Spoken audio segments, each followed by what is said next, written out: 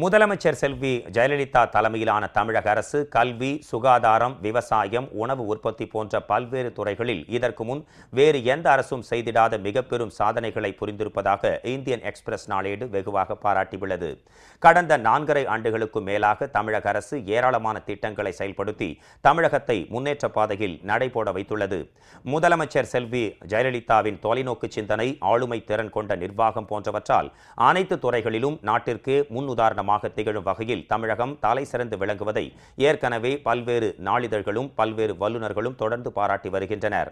அந்த வரிசையில் தற்போது இந்தியன் எக்ஸ்பிரஸ் ஆங்கில நாளிதழ் பெர்ஃபார்மன்ஸ் ரிப்போர்ட் என்ற தலைப்பில் முதலமைச்சர் செல்வி ஜெயலலிதா தலைமையிலான தமிழக அரசின் மகத்தான சாதனைகளை பட்டியலிட்டு செய்தி வெளியிட்டுள்ளது. பள்ளி கல்வித்துறையை பொறுத்தவரை கடந்த திமுக ஆட்சியில் ஒதுக்கப்பட்ட 39,000 கோடி ரூபாய் தொகையுடன் ஒப்பிடும்போது தற்போது 84,568 கோடி ரூபாய் ஒதுக்கப்பட்டிருப்பதாக தெரிவித்துள்ளது.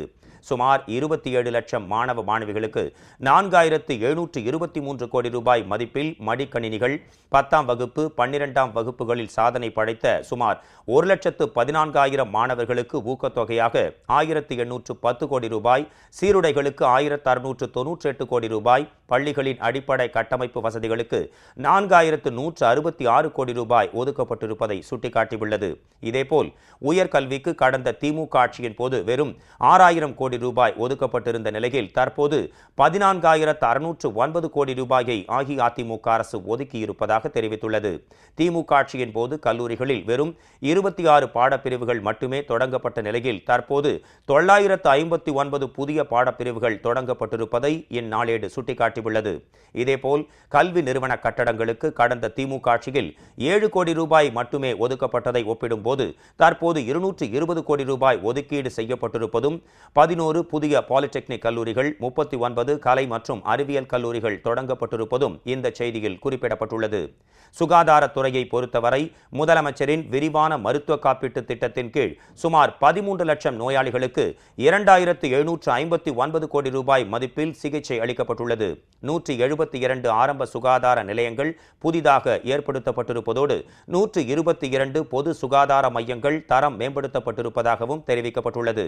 சுகாதாரத்துறை அடிப்படை கட்டமைப்பு வசதிகளுக்கு 1,398 கோடி ரூபாயும், மருத்துவ உபகரணங்கள் வாங்குவதற்கு 968 கோடி ரூபாயும் அதிமுக ஆட்சியில் ஒதுக்கப்பட்டிருப்பதை அந்நாளேடு சுட்டிக்காட்டியுள்ளது.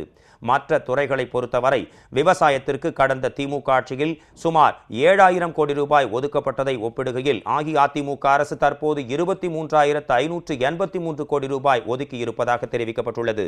இதேபோல் கடந்த 2014, 2015ஆம் ஆண்டில் மட்டும் 1,28,000 மெட்ரிக் டன் அளவிற்கு உணவு உற்பத்தி செய்து அஇஅதிமுக அரசு சாதனை நிகழ்த்தியிருப்பதாகவும் எக்ஸ்பிரஸ் நாளேடு முதலமைச்சர் செல்வி ஜெயலலிதா தலைமையிலான சாதனைகளுக்கு மகுடம் சூட்டியுள்ளது.